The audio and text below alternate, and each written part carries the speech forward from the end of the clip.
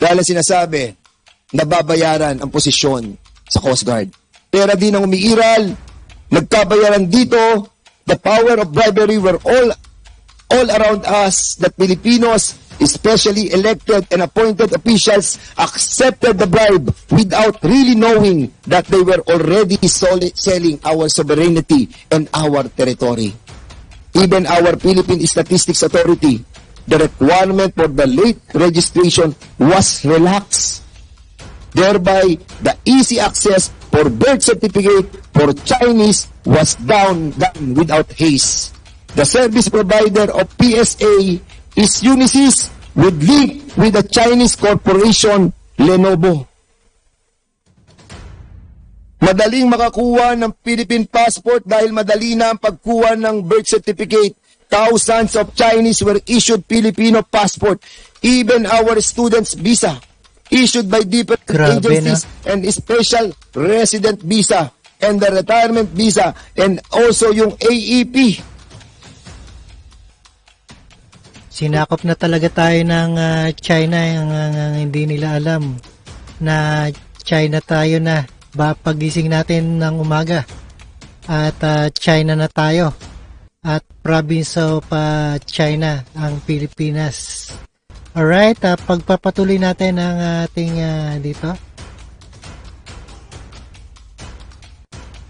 To Pogo's employees were all used to mobilize their Chinese people to penetrate us, to penetrate our wealth, our rights, and our nation.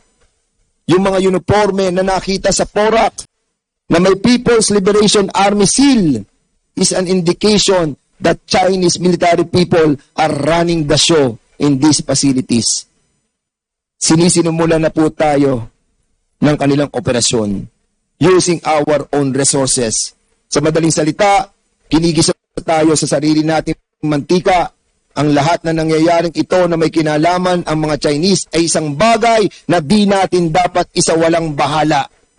Mahal natin yung mga Chino na pinapanganak at lumaki, nagkaisip, namuhay, na tunay na isang Pilipino.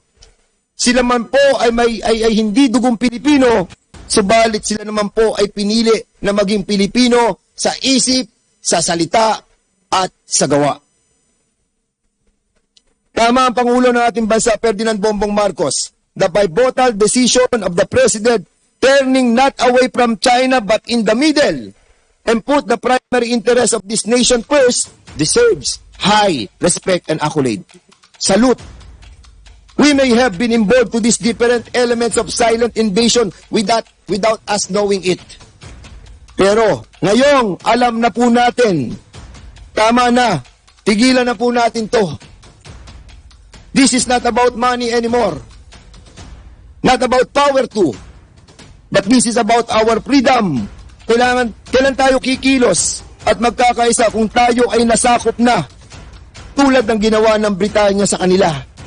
Dumami ang droga, dumami ang patayan, nagkagulo, di nagkakaisa, at sa gitna ng kanilang kaguluhan, sila ay sinakop ng Britanya.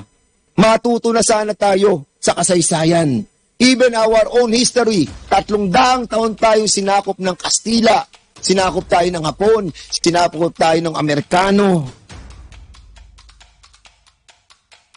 At matapos na tayong masakop, saka lang tayo nagkaisa at lumaban.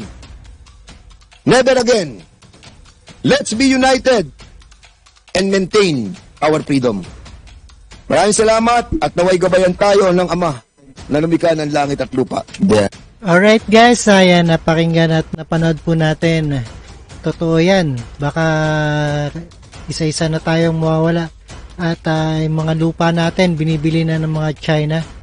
At totoong magiging province of China na tayo, itong Pilipinas, balang araw.